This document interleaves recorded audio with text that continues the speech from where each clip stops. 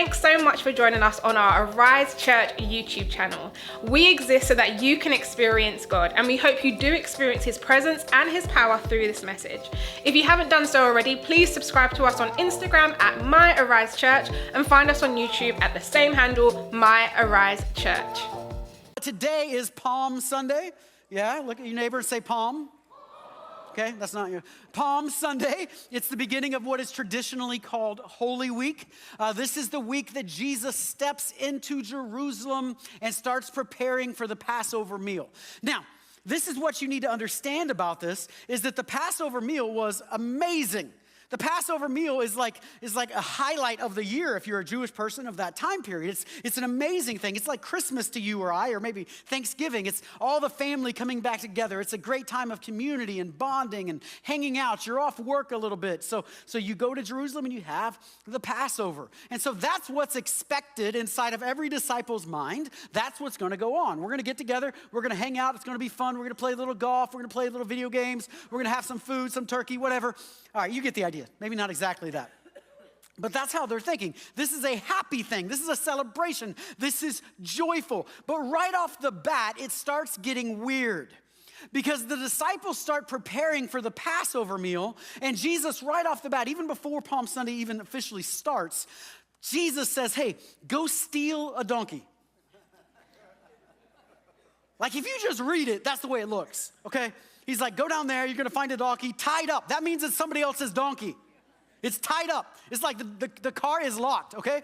Just take the donkey, bring it back to me, and if anybody says anything, just tell them it's for me. I was like, that's a weird way to start the whole thing. And then it starts going good after that. So then you have the official Palm Sunday things that happen, right? So Jesus starts entering into Jerusalem. It's a highlight. It's amazing. Jesus is entering in, and people lay palm branches down before Jesus, which is why it's called Palm Sunday. So they're laying palm branches down, and they start giving praise to Jesus. Hosanna! Blessed is he who comes in the name of the Lord. Yes, we got it. The disciples in all of their minds are like, yeah, that's our guy. I'm with him. But this weird things happen that Jesus doesn't seem very excited about this celebration. I can imagine the disciples, Peter, Bartholomew, Andrew, they're like, yes, that's our guy. Man, everybody, they know who he is like we do, right? But Jesus doesn't seem quite as excited. And then it starts to go real south real fast. It's like when Uncle Rico shows up at Thanksgiving dinner half drunk, and it was really good, and then he shows up and you're like, oh, goodness gracious, can we move him out somewhere? Jesus now goes from there to, first of all, he curses a fig tree, which is kind of weird, right? What you got against the fig tree? It wasn't bearing fruit. Jesus cursed it. Now it's like, that's kind of weird. But then he goes into the temple, and he makes a whip, and he starts driving people out of the temple, whipping them, saying this was meant to be a house of prayer, and you've made it a den of thieves. And he's driving them out of the temple. And if you're a disciple in the moment, you're probably thinking like, yo, Jesus, like those are like pretty important people that you're ticking off right now. Like maybe that's not the best plan. Like it was really good when it's Hosanna, blessed is he who comes in the name of the Lord. But now you're like ticking off the religious leaders who have a lot of power. But he didn't stop there. Then he starts all these teachings. And if you follow the teachings during Holy Week, man, they were strong. Like they'll mess up your like hippie Jesus with tie-dye shirts and wind blowing in his hair and his sandals. Like these are strong teachings. And Jesus kept saying woes. In fact, there's a bunch of woes that he says in Holy Week. And he's like, whoa, you better watch out. He says, woe, you teachers and scribes and Pharisees, teachers of the law. He said, you guys will travel miles and miles and miles to make a single convert. And then you make them twice as much a son of hell as you are. If you're a disciple, you're like, all right, Jesus, you want to tame it down a little? Like turn the gas, like, I know you're on 10 right now, but let's pull it down to 4. You know what I mean? Like you're making some enemies, Jesus. And so he's making all these enemies. And then he's going to say this really ridiculous thing. He's walking next to the temple, which would be a wonder of the ancient world, these giant pillars, these giant stones. And he's going to walk next to the temple and have the audacity to say that these stones are going to be thrown down. And everybody's like, woo, you talk about the temple. You might as well be talking against Israel itself. You might as well just be some kind of assassin coming to kill the king. I mean, what are you doing, Jesus? You can't talk bad about the temple. And all of this is going on. And if you're a disciple, like it's one thing, because we know the story.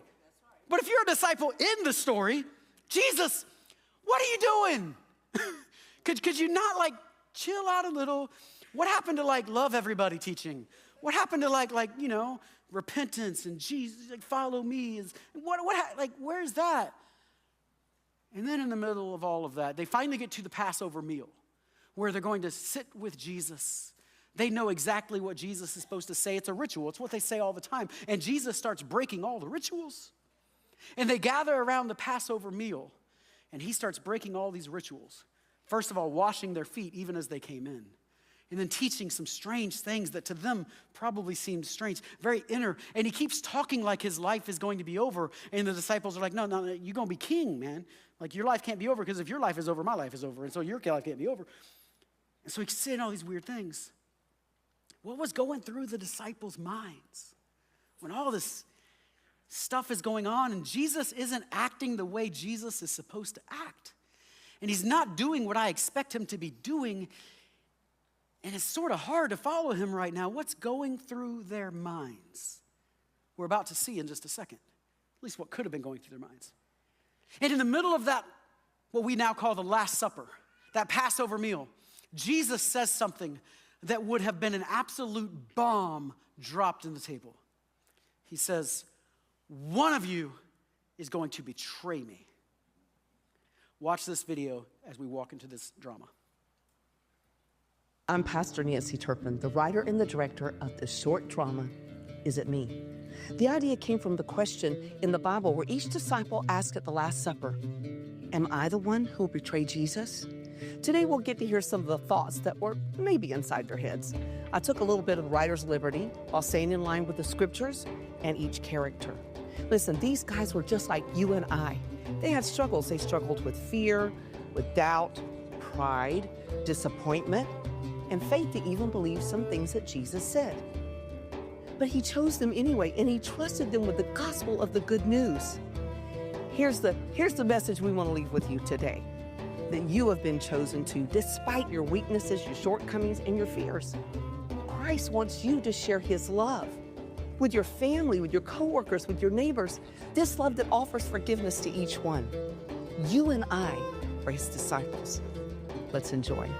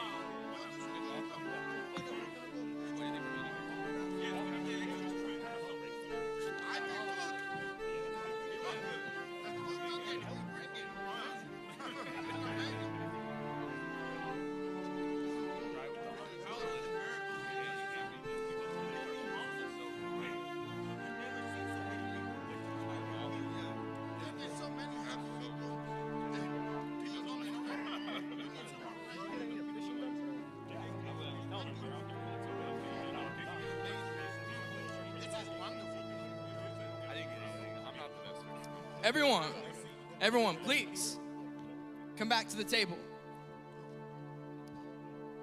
Thank you, ladies. You may go.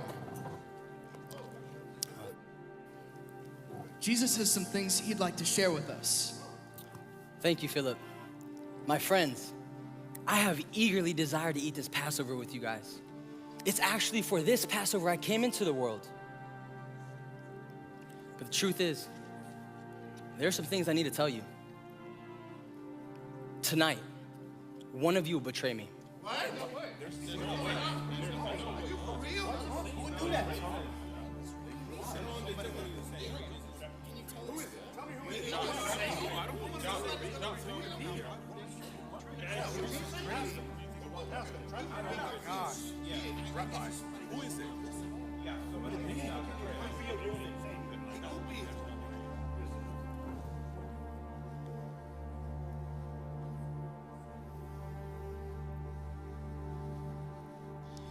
I believed.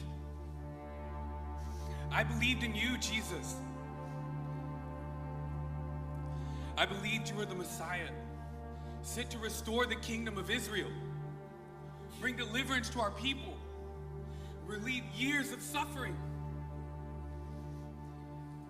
Multitudes followed you. And with one word, you could have established your kingdom. But no, Jesus. No, you've been a disappointment at every turn. I gave you 3 years of my life, 3 long years. And what do I have to show for it? Nothing. No, all of us. Nothing. Is it me, Lord? Am I the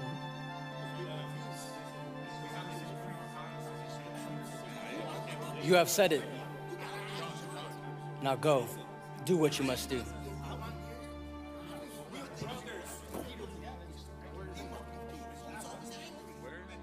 Master, why would any of us?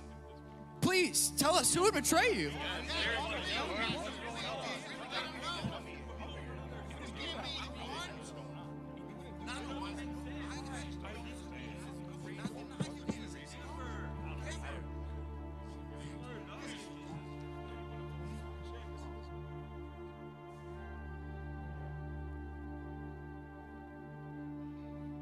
I can feel their eyes judging me.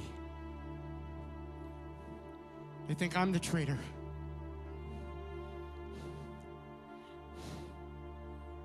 Matthew, the tax collector,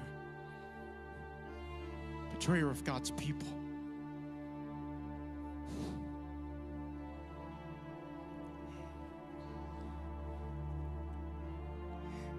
My mind can't keep quiet. It accuses me of every failure.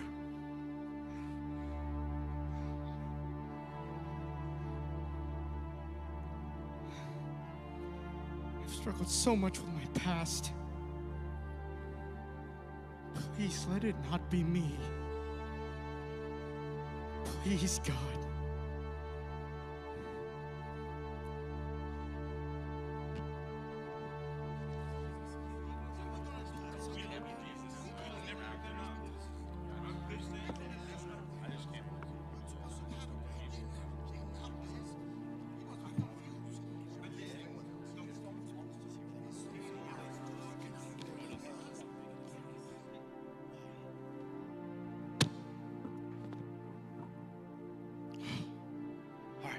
Take a breath.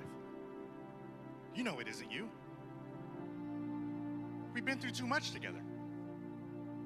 I would never betray him. Never betray him. He's my best friend.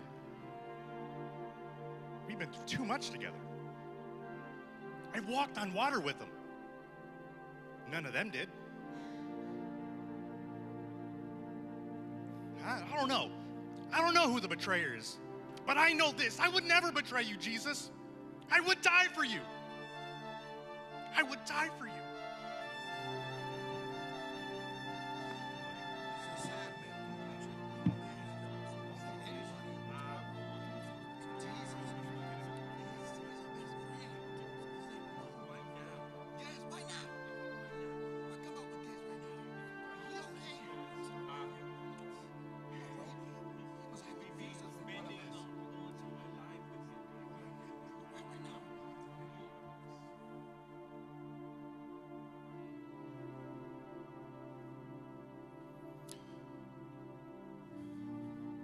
I remember the day you called my brother and me like it was yesterday. We were with our father repairing nets. You called out, James, John, come follow me. And we did. I did because John did. Look at him. Look at them. John has such a strong love for Jesus. And I love him too. But honestly, some of the things he says I struggle to understand or believe. I don't tell anyone except John. I mean, some of the things he says sound crazy. Like he talks about his kingdom on one hand, and on the next he's going to die. And then he said we won't see him, but then we will see him.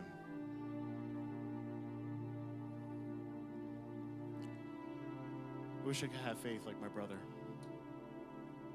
but I'm not.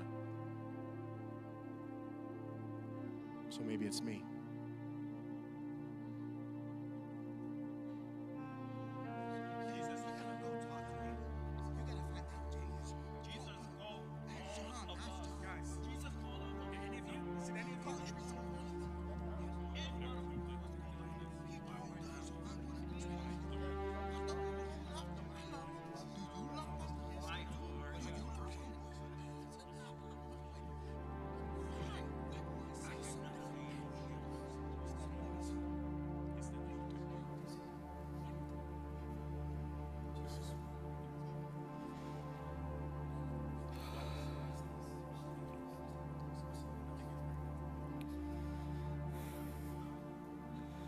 Father, bless this bread.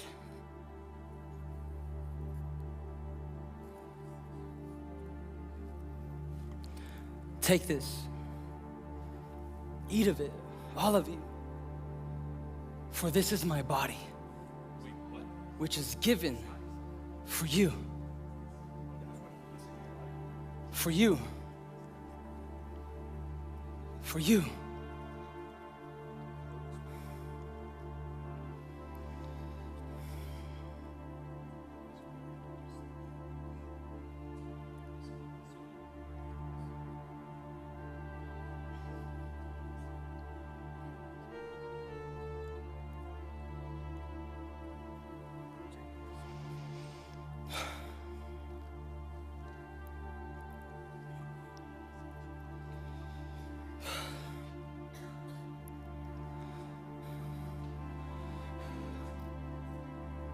Abba,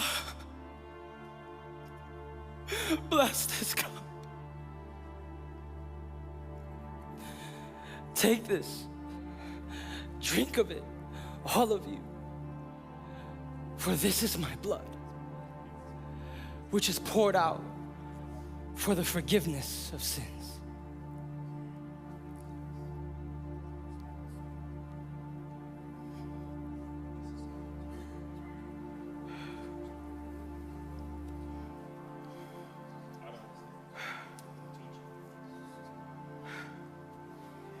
Is it me? Oh, Father in heaven, make me strong. Help me to know you completely. Here I am, I'm down on my knees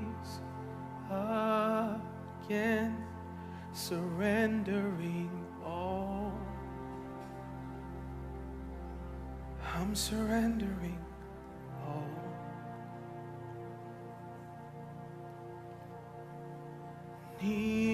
Kneeling here, I feel you draw me near. I'm desperate for you. Lord, I'm desperate for you. Drench my soul as mercy and grace unfold. I hunger and thirst. I hunger and thirst. With my arms stretched wide, I pray you hear my cry. Speak to me now. Lord, speak to me now. Lord, I surrender.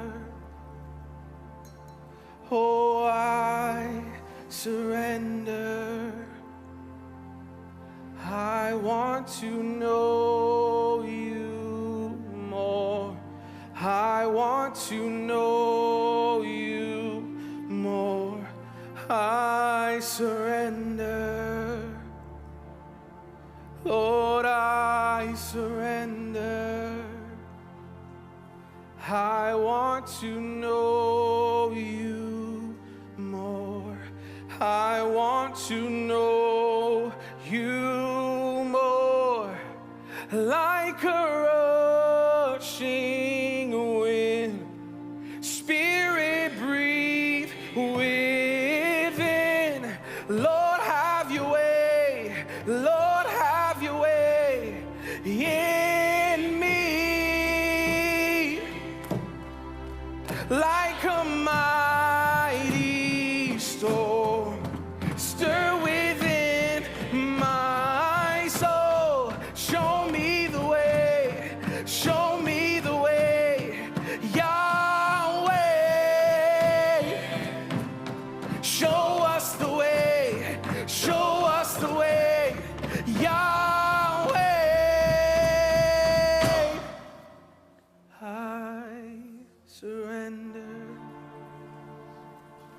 Lord, I surrender.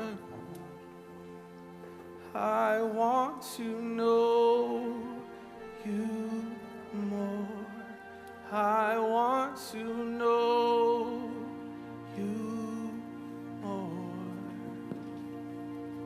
Hey, John, come on. We're going to the garden to pray.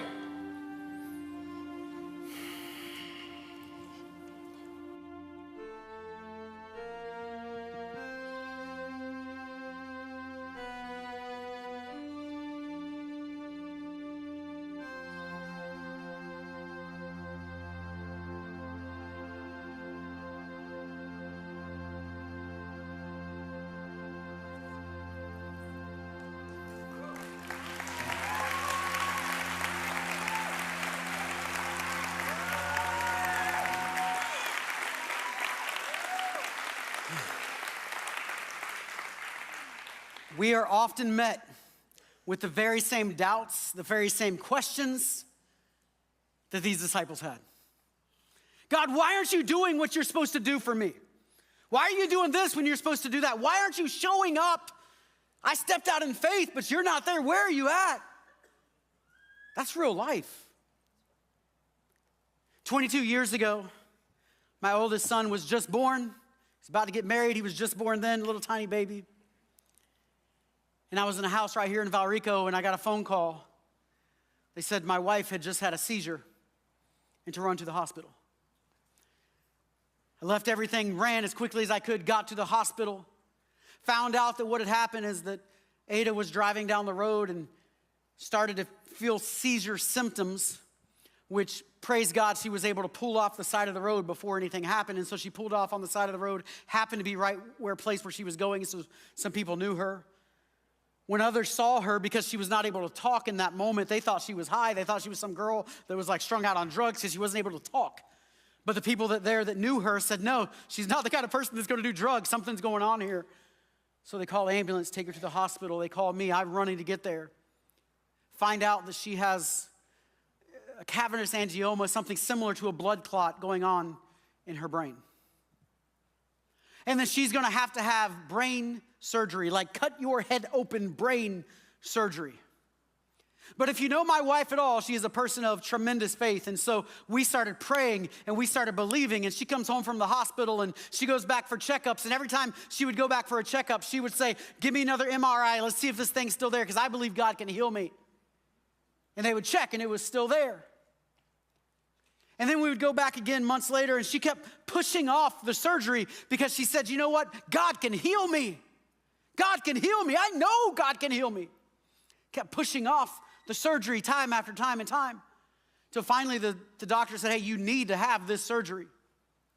The night before the surgery, as it happened many times before that, we get together with our church family. I was a youth pastor, and Pastor Ada was there. And we get together with our church family. They're all praying and believing. And my wife, with as much faith as I've ever seen her have, walked out of that church service saying, God has healed me. I know it. I know God has healed me.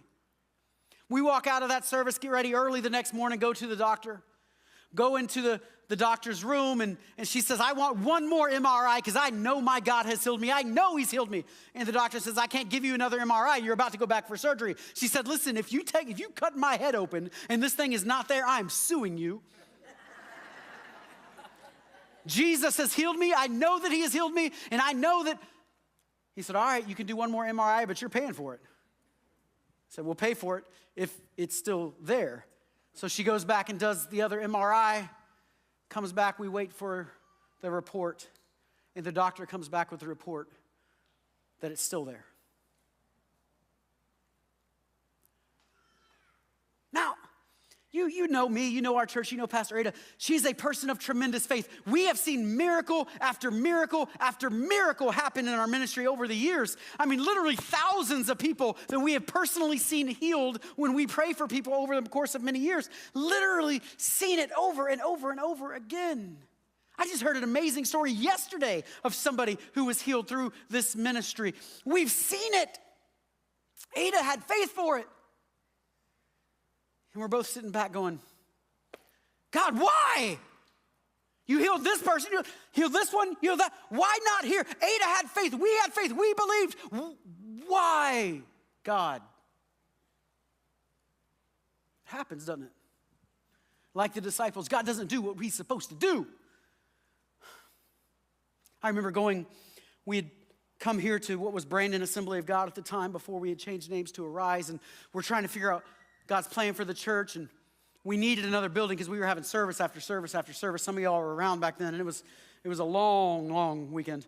And we had a lot of services, and God's moving, and we started looking around and finding the right spot, and everything just seemed to line up that this place in Brandon called the Brandon Auto Mall back then, that we were going to be able to buy this place, and it was all lined up. Every duck just seemed to fall into place. It was clearly like God. It made sense. We had our church praying. We had for a week prior to actually going to what would be the auction where they were going to sell it, we had a team of people praying every single night, people coming to the church praying. Some of y'all were there back then praying for the church. I was standing outside the church, outside of that building and praying for it, and I literally could see visions of what it could be. I was so excited. This is going to be it. This is how we're going to get out of all these services. This is what it's supposed to be. Clearly, that is the future for our church, and all this is going to be so good. We had contractors coming in talking about how we could turn it into a church. We had loan people coming in talking about how much money it would take and how much money we could borrow to be able to turn it into a church. We get there the day of the auction. There's me and just a couple people from our church, a few other people that were part of the auction. The auctioneer does what auctioneers do, and they start walking around and talking to different people in the room and kind of, feeling them out. How much do you have? How much do you have? The auctioneer actually came back to me, and he said, you will be the highest bid. He said, but if you'll just go up a little bit higher, we'll just sell it to you right now because you're going to be the highest bid. And I'm like, praise God, this is going to be our next building. I said, no, we're going to the auction because I wanted to get it cheap as possible, right? The auction started. Two people started going back and forth in the auction. I never even opened my mouth. And all of a sudden, it went for twice as much as we were willing to pay for it. It honestly went for more than it was worth. They could have bought it cheaper than going to the auction because they got into a bidding war back and forth. It was supposed to be ours. That's our building. I knew that. I remember getting back in the car, sitting down in my car, and I'm just like numb. And Ada calls, she said, are you okay? I said, yeah, I'm okay. How do you respond to that? I had told our whole church, this is ours, this is what we're going to do. What do you do when God doesn't answer the way he's supposed to answer? When God's not doing what he's supposed to be doing, what do you do in those moments? I could tell you story after story after story of these type of things. It's great that we celebrate all the times God did move, but there's also these moments that he doesn't seem to do what he's supposed to do. And if you've been saved very long, you've been around it. I remember those years back in the old church, and we're having all these services, and it was so mentally and physically exhausting on all of our team. And literally, they'd be building another building. They'd be building a Best Buy or something, and I would get mad. I would drive around yelling at God, going, God, how come they got money to build that building? We ain't got money to build. Our job is a little more important than selling iPads. Nothing against Best Buy, but the Church of Jesus Christ is the most important institution on the planet. And I would get irritated. God, you're supposed to be moving on our behalf. Nothing seems to be happening. Story after story of that I could share. You know, the writer of Hebrews, in Hebrews chapter 11, tells these amazing stories of faith. And then he ends with these amazing stories of faith that are actually faith in persecution and struggles and people who didn't survive the fire that Shadrach, Meshach, and Abednego survived, and people that didn't survive the flood, so to speak, and people that went under. And then he says this in chapter 12. We're going to look at this again next week in a different way. But he says this, therefore, since we are surrounded by such a great cloud of witnesses, let us throw off everything that hinders and the sin that so easily entangles. And let us run with perseverance the race marked out for us, fixing our eyes on Jesus, the pioneer and perfecter of our faith. Fixing our eyes on Jesus. Fixing our eyes on Jesus. What does that mean exactly? Because you do realize Jesus at this point is immaterial to us here. You're probably never going to physically see Jesus. You could see him with your spirit and things like that. And I'm not saying because Jesus is still physical in heaven, Jesus could somehow appear, but that's not going to be the norm for anybody probably around here. The fact is, how do you fix your eyes on Jesus? What does that even mean? What does that even mean? Well, I can tell you this. When you fix your eyes on something, you are saying, I am going in the direction of the things my eyes are fixed on. Like when you lead a horse, Pastor Kieran, he's not here this morning to tease, but he rode a horse for the very first time ever in Brazil. It was awesome. He did good. And he gets on this horse, and I'm trying to teach him how to ride a horse, and it's fun. But one of the things I told him, I said, hey, here's the simple truth of how it works. Whatever you point the horse's head at is where he's going to go. If you want to go right, pull his head to the right. If you want to go left, pull his head to the left. Because a horse is going to go where you're facing. But humans are not much different. You ever try to walk forward while you're looking left? You naturally start going left as you walk, right?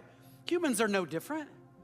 So on a horse, you might put blinders up so that they can't look side to side, so it keeps them focused in one direction. You will go towards what you're looking at, fixing our eyes on Jesus. Not the doubts, not the problems, not the challenges, fixing our eyes on Jesus. But I think it's a little more than that, because when you fix your eyes on somebody, you're saying, I'm going with you wherever that is going. You ever go to a wedding? You know, as a pastor, I've performed a lot of ceremonies and I've been in a lot of weddings. This is what I've never seen, because this would be a really bad sign. So if the groom is here and the bride is there, and they're, supposed to be looking at each other, and the groom is like, I've never seen that. And if I did, it would be a huge red flag. Why?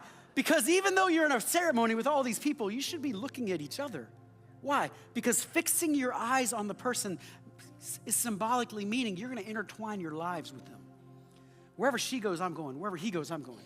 For better, for worse, for richer, for poor, that my focus is on you, and you and I together are going to accomplish all these things in life, and we're going to survive, and we're going to have children, and we're going to, whatever, like all these things that become life, we're going to be together in all these, that we're so intertwined. So intertwined. It's kind of like this.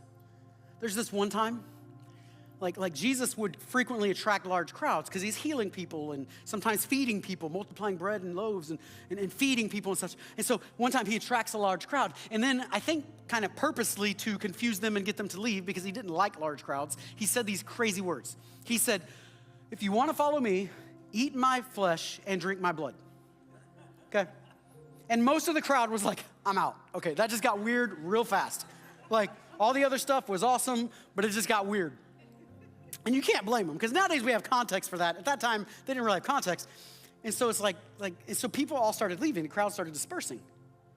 And watch this. Jesus looks at the disciples, these guys on the stage. Jesus looks at them and says, hey, so you going to leave too? And Peter speaks up.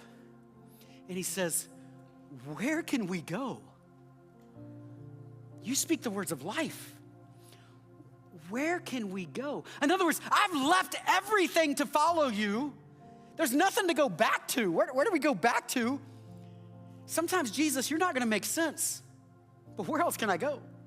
Sometimes you're not going to perform the way I want you to perform, but where else can I go? In other words, our lives are intertwined for better, for worse, for richer, for poorer, in sickness and in health, forsaking all others, cleaving to him so long as you shall live. Because I can't go anywhere else. And these disciples would do it to a point that most of us can't even comprehend. Some of the ones you just saw at this table, James, one of the ones to speak, James the lesser, James and John, the younger brother of John, James would be brought to the executioner's block for his faith. And according to the story from history, he was so bold in his stance as he was going to the executioner's block that one of the guards actually said, I'm a Christian too. And they chopped off the head of both James and the guard. Matthew held down onto the ground, chopped his head off. Andrew, crucified on an X-shaped cross. Peter, not to be outdone, because nobody's ever going to outdone Peter, said, hey, I'm not worthy to be crucified normally, and they crucified him upside down. What is that? Where else can I go? You speak the words of life. Where else can I go? I've given myself to you. And I think that's part of fixing our eyes on Jesus. I can look at all the times that it seems like he didn't respond the way he was supposed to, or I can fix my eyes on Jesus. I can look at every time that I was frustrated with God, that he didn't give us the Best Buy building or whatever, or I can fix my eyes on Jesus. You can look at your problems and your pain, or you can fix your eyes on Jesus, but you can't be cross-eyed and see both at the same time. So the question becomes, where are your eyes facing? Where are your eyes facing? Because there's some of you in this room that you know these stories better than I do, and you could tell stories of your life, of even in this moment that it seems like God's not answering the way he's supposed to. Are you going to focus on how he's not answering?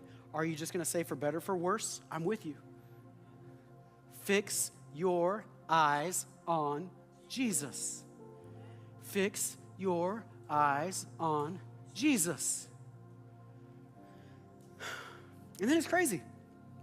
The disciples have this crazy Holy Week, this Passover week, this entrance into Jerusalem. Jesus isn't doing any of the stuff he's supposed to do. He's supposed to be excited when they're yelling Hosanna, but he's not excited. He's cursing fig trees. He's driving people out of the temple. He's yelling at the Pharisees. He's saying things against the temple that's going to get him in trouble. He's not doing anything he's supposed to do. And one of the disciples checks out. All right, that's it. I've had enough. That's as far as I can follow. I'm done. 11 of them stay. And what they found is next week's message.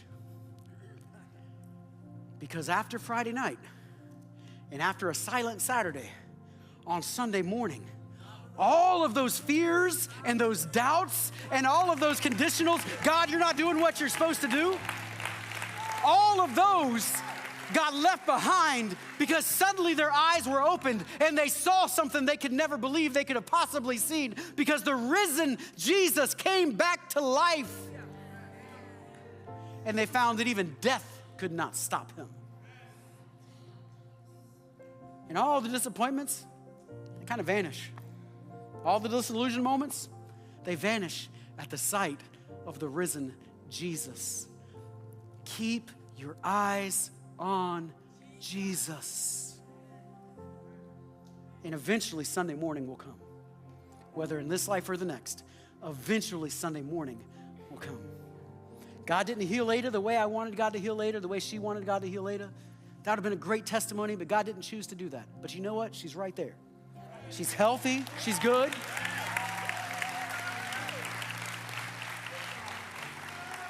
Still serving Jesus, still loving the Lord, still praying for everybody else and they're healed. But she's here. Keep your eyes on Jesus. God is doing so much here at Arise Church, and we want you to be a part of it. Stay connected with us on our YouTube channel, Facebook and Instagram, and wherever you can find us online at My Arise Church, and we'll see you next week.